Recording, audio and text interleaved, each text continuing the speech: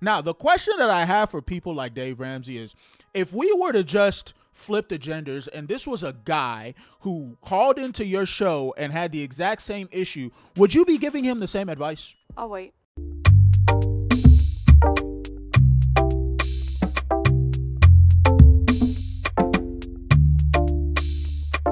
What's up, world? Welcome back to Cancel Thoughts. It's your boy Better Days here. Financial responsibility is something that I've become very, very keen on over the last couple of years, especially since I'm trying to become a little bit more financially stable. And when I see finance gurus or whatever on TikTok or any other social media platform kind of giving people bad financial advice, which is kind of leading to or has the potential to lead to bad outcomes for their lives, I can't help but necessarily talk about it because it's something that's really, really crazy to watch. Like, how can you think of yourself as a finance wizard, but you don't necessarily see what's wrong with some of the advice that you give? And to that end, there was a video going viral on TikTok over the weekend that was coming from the Dave Ramsey show, where he's essentially telling a lady to break up with her boyfriend because her boyfriend refuses to pay off her $90,000 debt or marry her before she pays off that debt. So I want to show you guys that clip really quickly. Before I get into it though, guys, if I by the end of this video earn you guys a subscription, do me a solid and like the video and subscribe to the channel. Only takes a couple of seconds and it helps out more than you guys realize.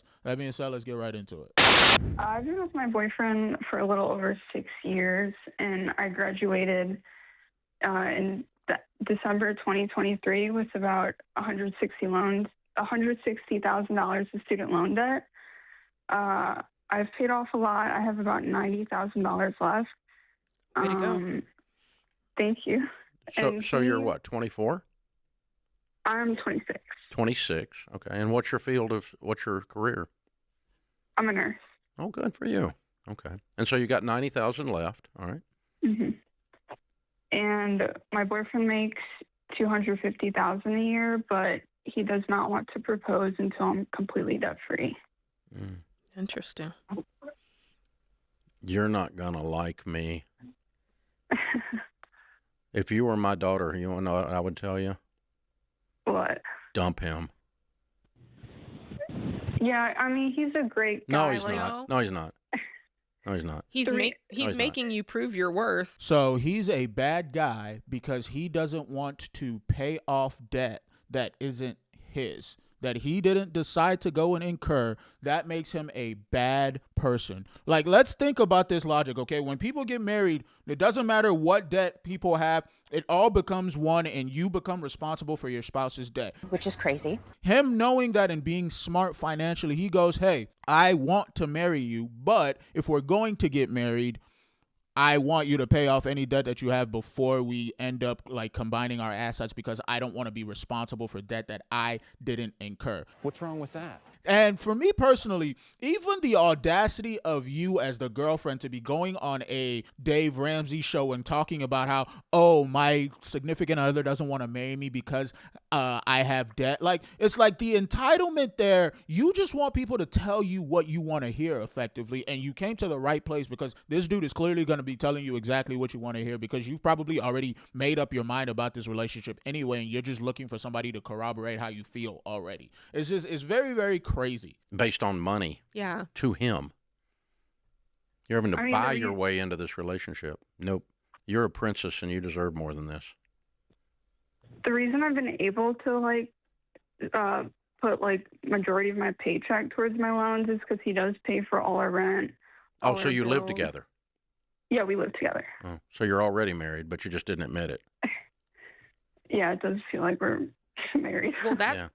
Gosh. Yeah. So what's his incentive to get married? None.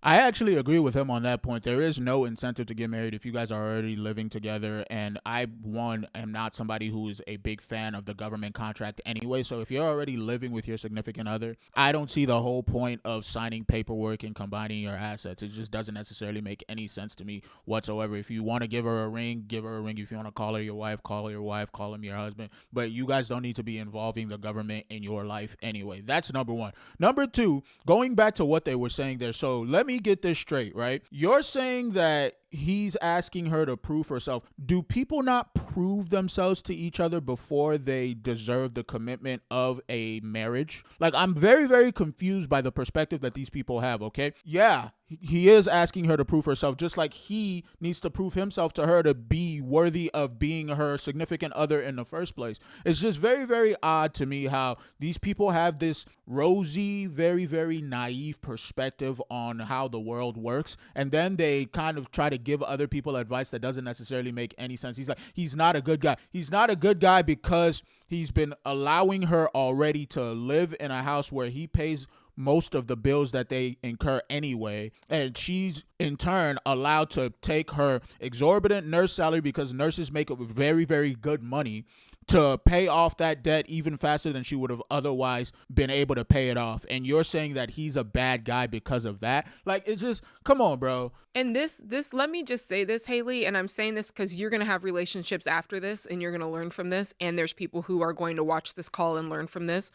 This is precisely why, one of the reasons why living together before marriage it's a bum idea. It's not a good idea, because what happens is you start to make bad relational decisions based off of the financial gain and based off of the pressure that you've already put on yourselves. Yeah. It's a lot easier to walk away from a messed up relationship when he lives over here and she lives over here, and we just get together when it's time to go on our dates. It's a lot easier to go, you know what, this guy's a bum, I'm going to walk away.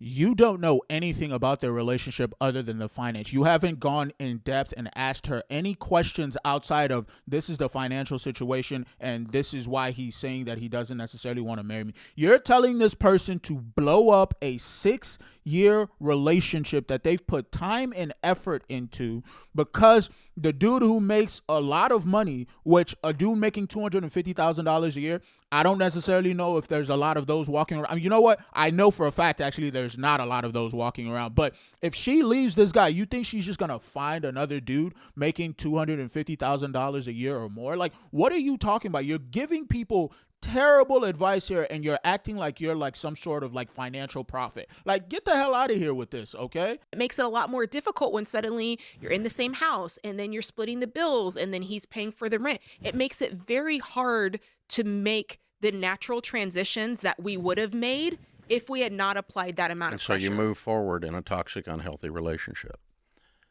because you chose to share an address. Anyway.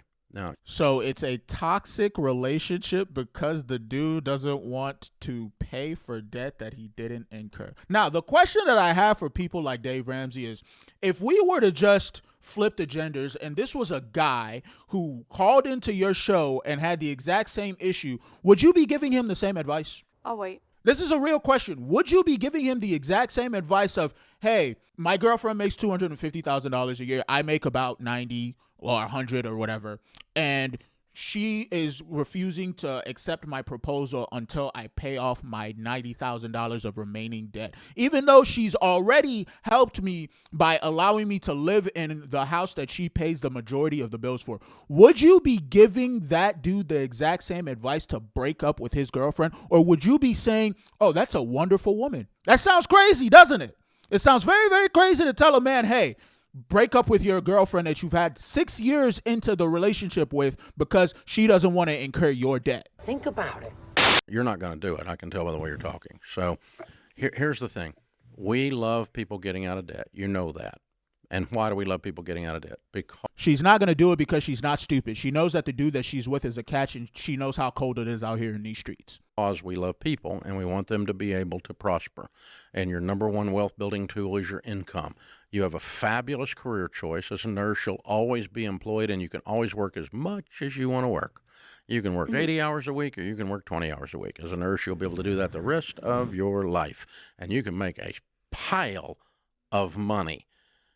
All we tell couples to do is to be aligned, be in agreement on how money is going to be handled.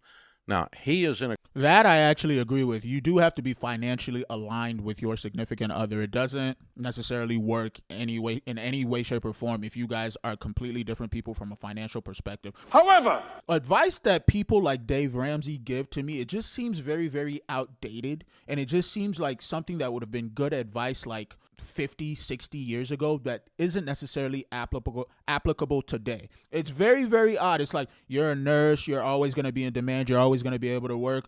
I don't necessarily know about that, okay? If anybody's been paying attention, it looks like hospitals are inputting AI in a lot of their stuff, and they're basically laying off a lot of nurses, and it's happening quietly. But I just think he's just like inundated or insulated from everybody's outside reality because he's been making money for so long that he doesn't even necessarily know what is actually going on out here. Like, he's just like saying things that sound good in his mind and giving people advice for a world that isn't necessarily the one that we live in anymore, if we're just being 100% honest about it. Agreement that he hates debt. You're in agreement that you've hated debt and you've been working it down. Yeah. Okay. But then he has put up a false block here. I'm just telling you, I love you, and if you were my daughter, I'd tell you not to marry this guy. And because I think this is a false premise. You're aligned on what is important. It's a false premise in what way? Go in depth, please. Make it make sense to me. How is it a false premise? You say that you don't want people to be in debt, but you're perfectly okay with somebody expecting their significant other to go into debt for them because they love them. Okay, we don't like debt. We're going to avoid debt. We're going to get out of debt. And that's not people have asked me since I came on the air here 35 years ago, should I marry someone with debt? Mm-hmm. And the answer is always yes. Mm-hmm. As long as you love them and you're aligned that we're getting rid of the debt. If you have zero debt, but one of you loves debt and hates saving, and the other one loves saving and hates debt, you're going to get a divorce later. The number one cause of divorce in North America today is money fights and money problems. And guess what this is? This is a money fight.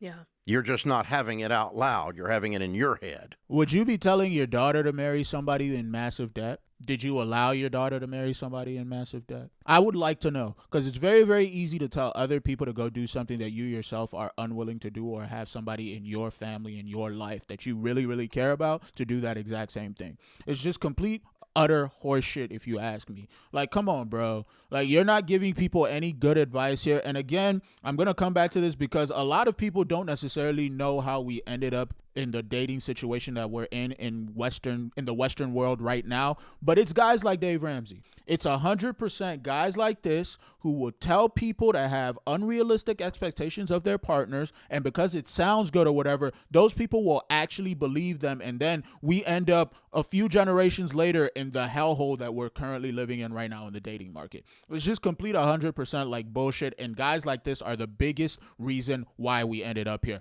I'm going to leave it there though, guys. Let me know in the comments down below what you guys thought about this, and do you think he's actually giving good advice? And you yourself, if your significant other was in massive debt up to their eyeballs, would you actually marry them and pay off their debt, or allow that debt to be your debt? Let me know down in the comments below. As always, I want to thank you guys for joining me on this video. You guys could have been anywhere else in the world, but you chose to be here with me, and I really do appreciate you.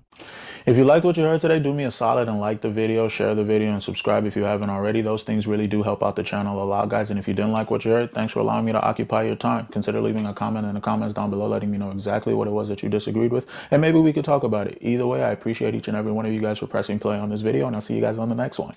Peace.